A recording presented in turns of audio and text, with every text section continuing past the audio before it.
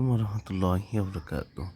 2025 সালের মাধ্যমিক স্কুল সার্টিফিকেটের পরীক্ষার সময়সূচি এত দ্বারা সংশ্লিষ্ট সকল জানা যাচ্ছে যে 2025 সালের মাধ্যমিক স্কুল সার্টিফিকেট পরীক্ষা নিম্নোক্ত সময়সূচি অনুষ্ঠিত হবে।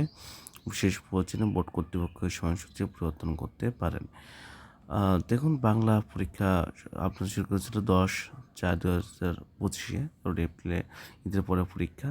ইংরেজি পরীক্ষা হবে 15/4/2025, ইংরেজি দ্বিতীয় পত্র 17/4/2025, গণিত 20/4/2025 হবে।